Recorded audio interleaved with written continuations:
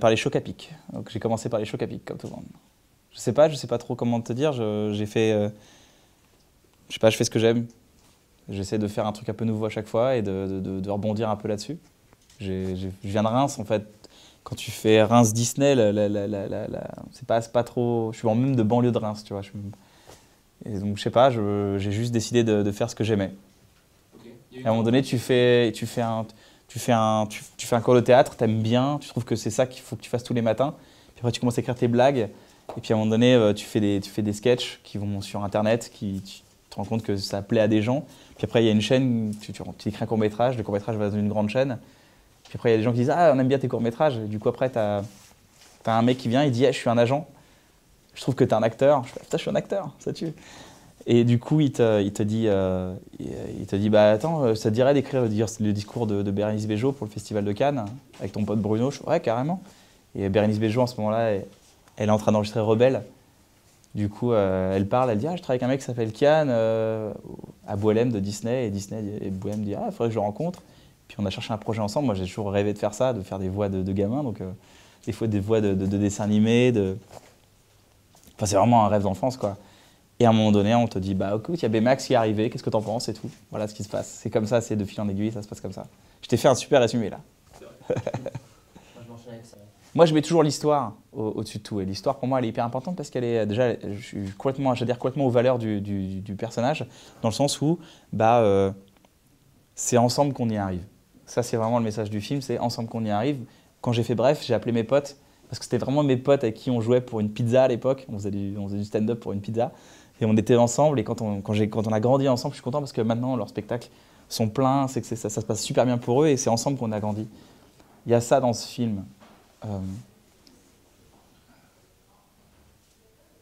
Est-ce que tu peux me répéter ta question initiale, s'il te plaît? Est-ce que tu connais un peu Marvel? Oui, pardon. C'était l'histoire, oui, pardon, c'était l'histoire avant tout. Et l'idée là, c'est que j'étais un peu curieux de voir comment il y a l'air cette alliance entre Disney et Marvel, parce que justement, comment c'est possible en fait. Et en fait, ce qui est cool, c'est que ça apporte toutes les qualités de Disney avec un film un film familial, t'as pas besoin de référence pour y aller. C'est vraiment tout le monde peut rire aux situations. C'est une histoire qui est touchante. Et je pense que c'est le terreau d'une bonne comédie, parce que quand tu ris, justement, ça te fait du bien de rigoler à ce moment-là. Et puis il y a ce côté Marvel qui arrive, qui dit excusez-moi, j'arrive avec les courses-poursuites et les actions, est-ce que je peux les mettre? Et en fait, c'est un assemblage parfait parce que ça rend un film d'action, comédie, touchant. Enfin, c'est vraiment tout ce que j'aime dans une histoire. Ouais.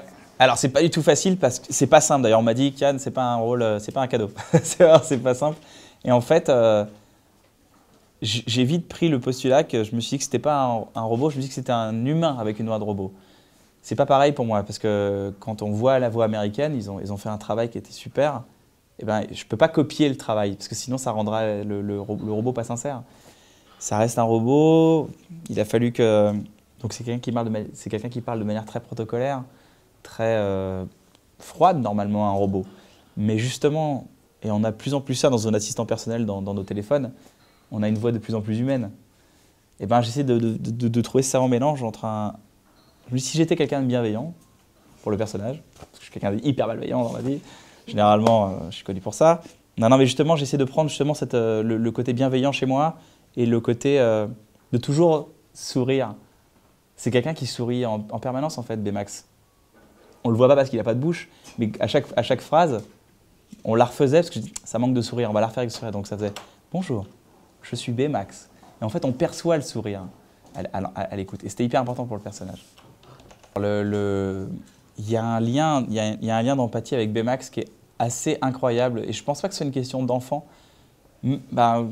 Ça vous l'a fait aussi? Les enfants ils sont en pleurs, moi j'étais une salle, une séance. Ah, c'est dur, hein. Je veux pas spoiler ou quoi que ce soit parce que laissons les gens découvrir le film.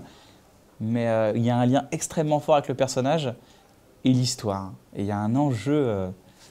Moi je l'ai vu, pour te dire, je l'ai vu avant la colorisation, je l'ai vu en noir et blanc, j'ai vu dans pas mal de conditions qui n'étaient pas encore finalisées et c'était déjà extrêmement touchant pour ça, alors qu'il n'y avait pas l'animation. Pour moi, c'est là où tu vois la clé d'une grande histoire. Si l'histoire, elle te touche comme ça, c'est que généralement c'est bon. Et il y a un contact avec les enfants sur Baymax. Moi, je voulais un Baymax en rentrant chez moi. Bon, j'en ai eu un. Mais ouais, j'ai la peluche Baymax sur mon bureau chez moi, à côté de mes cheveux zodiaques. Franchement, c'est surtout un bel honneur de faire partie de trouver un personnage comme ça. Tu sais, il y a des personnages clés chez Disney qui sont puissants, comme le génie dans Aladdin, Timon et Pumba, qui sont des personnages extrêmement forts. Et je crois que Baymax a tout le potentiel pour faire partie de ces personnages-là, parce qu'il est vraiment incroyable. Il est trop... C'est une chance. J'ai de la chance d'avoir 32 ans en 2015. J'ai toujours rêvé, quand j'étais gamin, j'ai toujours rêvé de faire partie des making-of. Tu sais, les making-of qu'on voyait quand on était enfant, justement. Je me suis dit, j'aimerais vraiment faire partie d'un making-of un jour. J'ai réalisé ce rêve. J'en connais quelques-uns par rapport à leur travail. Il y a un acteur qui joue, l'acteur qui joue Fred, est joué par T.J. Miller, qui est un stand-upper américain qui jouait dans Silicon Valley. Vous l'avez vu cette série? Qui a un rôle incroyable dans Silicon Valley. Je me suis dit, il fait partie de ce projet, c'est génial. J'ai eu la chance de rencontrer Roy Conley, le producteur, et le réalisateur aussi. Et c'est des gens cool, en fait. Non, mais on se rend compte que... Il y a un truc qu'on se rend compte, qui est assez intéressant en tant qu'auteur. Et là, je parle surtout aux gens qui veulent faire des choses dans la vie, en tant qu'auteur, ou un truc un peu différent. C'est qu'on pense toujours que les gars qui sont Disney, c'est Disney, tu vois, c'est la machine Disney. Et ça part toujours, en fait, d'un projet hyper sincère de 2 gars, ou 3, et qui croient en leur histoire et ils y vont à fond. Et en fait, c'est dingue, mais enfin, c'est des gens comme vous et moi, en fait. C'est ça que je rencontre. Je rencontre des gens hyper humains. On peut penser que c'est l'industrie, tu vois, mais en fait, non. C'est des gens comme... Quand on voit le parcours de John Lasseter, par exemple, qui est juste incroyable, on voit il y a un docu, d'ailleurs, sur Pixar qui est sorti, qui est super. C'est qu'on voit des enfants qui s'amusent, quoi. Et là, j'ai juste rencontré des enfants. Comme moi, avec un peu moins de cheveux, mais des enfants. Il y a une scène que j'adore, c'est Hiro vient d'améliorer Baymax. Ils ont volé au-dessus de San Francisco. Et à un moment donné, ils se posent, je crois, sur des sortes d'éoliennes du futur. Et t'as Hiro qui bouge les pieds comme ça, il regarde le ciel se coucher. Et t'as Baymax comme ça, qui regarde et qui fait... Et ça, ce détail... J'aime bien trouver des détails sur la vie de tous les jours. Ça, c'est vraiment ma vie, d'essayer de déceler un peu les codes de notre fonctionnement. Et ça, j'aurais payé des milliards pour la trouver, celle-là. C'est une phase où tu dis, mais ouais, les enfants, ils font ça. Ils font ça. T'as déjà vu un adulte faire ça? C'est un peu chelou, hein? Ça, dans le métro. Direct, on se regardait comme un mec chelou, mais ça, c'est une observation hyper fine de sociologie, en fait. Et de voir que de le mettre dans une histoire à un point... Parce que tu peux dire, hey, vous avez vu, les enfants, ils font ça. Mais eux, ils te le mettent dans une histoire où ils disent, t'as vu, les enfants, ils font ça. Et le robot, il veut être son pote, alors il fait comme lui. C'est pas que c'est compliqué, c'est que c'est un défi. C'est pas complexe parce que il y a tout à son lot de complexité, mais c'est un défi parce que tu peux pas arriver et faire bonjour, je suis le robot, tu vois, tu peux pas faire, c'est un personnage qui n'a pas de bouche, donc il n'est pas excentrique, il est drôle malgré lui, et ça il faut toujours accepter le fait de dire le film est drôle, la situation est drôle, surtout pour un comique de dire mais je suis pas drôle là, en fait, de dire non, c'est le personnage qui est drôle, il faut toujours être au service de l'histoire. Et du coup, qu'artiste? Il y a des phases, je reprends un peu en amont ta question, mais il y a des phases de lâcher prise. Parce que quand tu fais un robot, d'accord, c'est un codif, c'est un protocole. Tu sais, il dit toujours la même chose, les choses de la même façon, mais il y avait un vrai défi de l'humaniser au fur et à mesure de l'histoire. Et c'est ce que j'ai tenté de faire, justement, d'humaniser avec Hervé, qui est un formidable directeur artistique dans les studios. On a essayé d'humaniser ce robot, justement, de le rendre plus... Il fréquente des humains, donc il faut qu'il s'humanise. Moi, le vrai défi que j'avais, c'était dans la confiance qu'on me donnait, surtout dans les traductions. Sur le check, il y a un check, quand il se check, là, il fallait trouver un truc un peu comique. Donc on a essayé plusieurs prises, plusieurs trucs. On a trouvé le pouka pouka pouka pouk, parce que ça marche bien. Je trouve ça drôle, et puis ça marche bien, quoi. Et puis il y a des trucs aussi, quand Baymax, il n'a plus de batterie, et voilà, là, c'est un moment, en tant qu'acteur, tu dois vraiment suivre le mouvement du héros. Ça fait là, ouais, je suis, wow. Tu sais, vraiment, il bouge, tu es obligé de suivre son mouvement, ta voix suivre. Donc c'est vraiment là, tu as un lâcher prise, tu as une base de texte et lâcher prise complet. Et ce que ça m'a apporté en tant qu'artiste? En tant que personne et en tant qu'acteur? En tant que personne, tu peux pas. C'est forcé que ça déborde sur toi. C'est-à-dire qu'on a construit Baymax en se disant, avant chaque prise, je ralentis mon débit, sourire, et que de la bienveillance.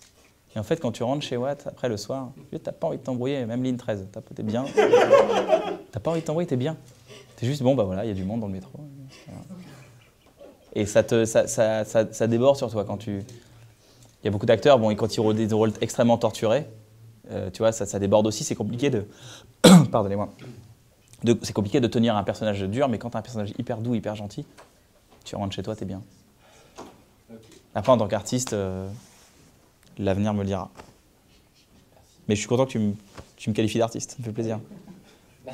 Ça m'a conforté dans cette... je vous l'ai dit tout à l'heure, j'ai grandi avec mes potes, je veux grandir avec mes potes, là, et c'est hyper important pour moi d'avoir mes proches bien.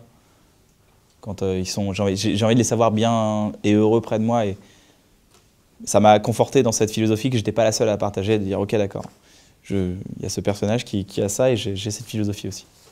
Mais au niveau des phrases Au niveau des phrases, il y a je crois que le pouka pouka pouk, on me l'a sorti plusieurs fois à chaque fois, donc j'ai fait des pouka pouka pouk avec les gens qui l'avaient vu.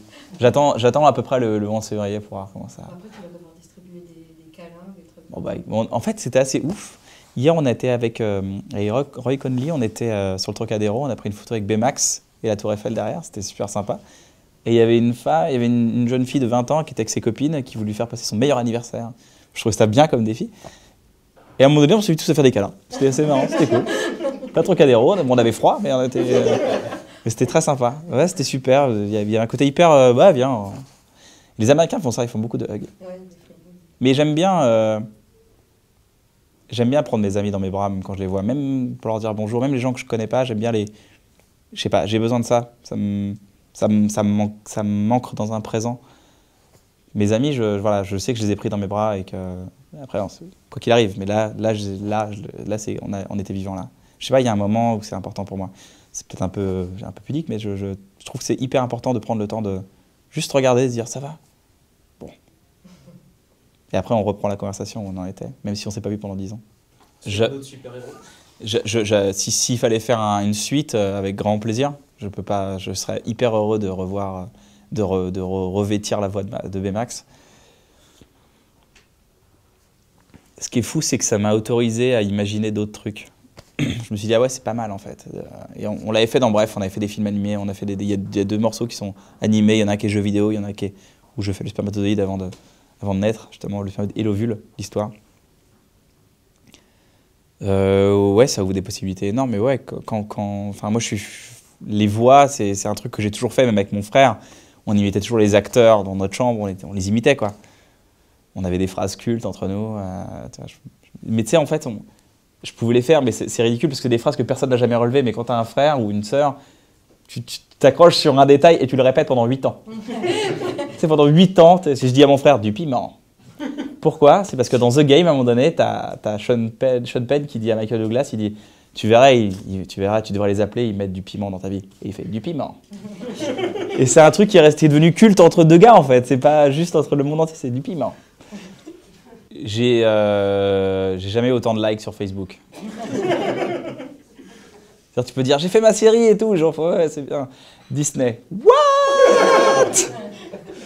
Donc c'est assez incroyable. Je m'attendais pas, même quand j'ai dit ça sur Instagram et tout, ça a été et même à mes proches, ça a été le premier truc que j'ai fait, c'est que j'ai appelé ma cousine qui regardait Le Roi Lion quand j'étais gamin et j'ai fait hey. Disney ou bien C'était vraiment une sorte d'achievement quoi pour moi. Au niveau de l'heurosité, je suis là. Voilà, je peux pas être je suis au max là.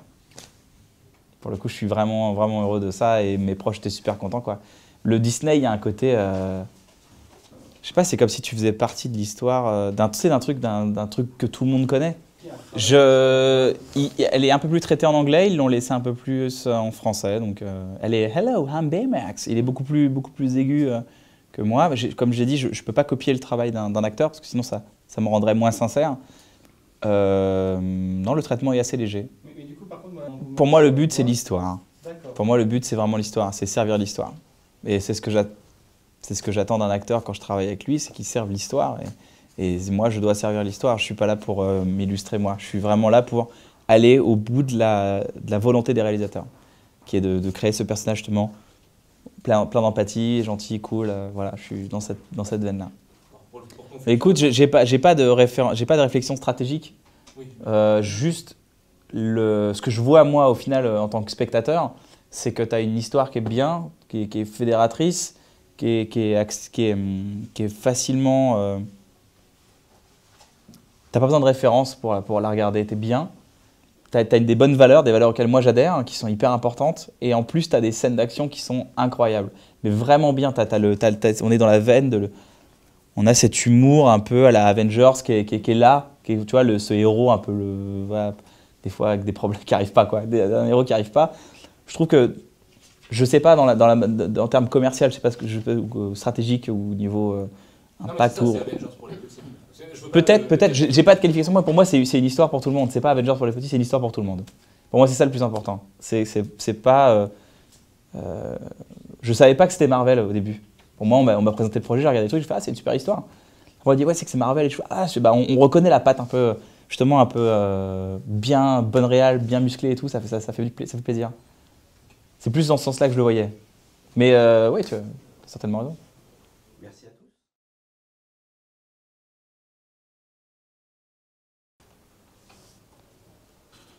Du pain, c'est exactement ce que j'aime. Merci beaucoup. Non, je te remercie, c'est gentil. Je vais le poser. Ça te dérange pas? Merci beaucoup.